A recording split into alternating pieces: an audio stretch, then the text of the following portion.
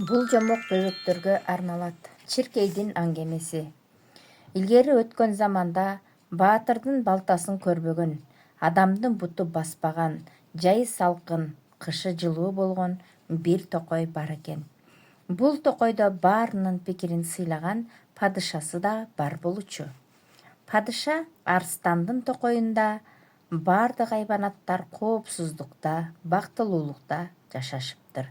Күндөрдүн биринде арстан токой жашоочуларына бир мелдеш уюштура турганын, мелдешке баардыгы катыша аларын айтат экен. Бул мелдеш аңгеме айтуу мелдеши болучу. Аңгеменин шарты угармандарга сабак бере тургандай, аларды тарбиялай тургандай болуусу керек эле. Арстан падыша баардык катышуучуларды угуп, этегинде биринчи орун ээсин өзү тандамай болду. Ким биринчи орунду алса, падышанын жардамчысы болот эле. Мелдештин кабары баардык токойго тарап, ар бир айбанат арстандын жардамчысы болгусу келип турган. Баардык айта турган жомогун ойлоно башташат. Токойдогу акылмандарга барып, ар кандай кеңештерди алышат. Кээ бири куу түлкүгө барса, кээ бири акылман үндүккө, кээ бирлери карыя бүркүткө, кээ бири болсо үкүгө барыптыр. Ошентип мелдешке катыша тургандар даярданышып, падышанын алдына барышат. Алгач Булбул өзүнүн керемет үнү менен жомогун айтып берди. Булбул ал жердегилерди өзүнүн айткандары менен сыйкырлап алды.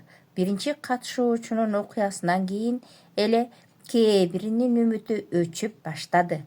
Сынакка катышпай кетип калгандары да четтен чыгып жатты. Андан кийин чычкан келип, эч кыйналбастан кызыктуу окуясын айтып берет. Бул окуяны баары жактырышат. Андан кийин коён жана башка жаныбарлар окуяларын катар-катары менен айтып беришет. Баардык жаныбарлар мелдештин жыйынтыгын күтүп жатышса, бир убакта чиркей: "Токтогула достор, менин окуямды да уккула". "Болбойт" дептир чычкан.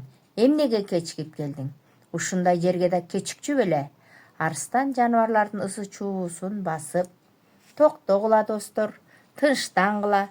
Балким чиркейдин айта турган окуясы эң мыктыдыр. Аны да угалы. Айта турганы кандай экен?" Чиркей арстан падышага рахматын айтып, аңгемесин айтып баштайт. Ал өзү канча кичине болуп турса да, коркпостон арстанга насаат айтып кириптир. "Силер дагы сабак алгыла", дептир тигил айбанаттарга. Алар болсо күлүп: "Ушундай да аңгеме болчу беле", дешиптир. Чиркей болсо аларга көңүл бурбай сөзүн бүтүрөт. Ал жакта турган Булбул падышага акыл үйрөткөн: "Сенин ишиң беле, байкуш чиркей? Ушунча жаныбардын ичинен сен жалгыз акылдуусуңбу?" Бирок арстан аны кунт коюп угуп: "Абдан жакшы аңгеме экен. Окуяңдагы башкаруучунун адилеттүүлүгү мени аябай ыраазы кылды. Сенин айткандарың абдан туура жана жакшы нерселер экен." Андан кийин тигил жаныбарларга бурулуп: "Мынакей, менин жаңы жардамчым."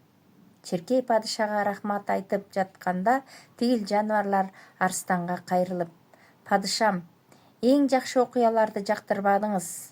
Калыс болуңуз", деп нааразыланышат.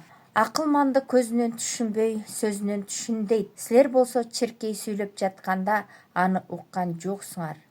"Ал мага эң жакшы бир окуяны айтып берди", деди арстан. Көрсө, башка жаныбарлар чиркейди теңине албай жатышып, анын жакшы аңгемесин укпай калышкан экен.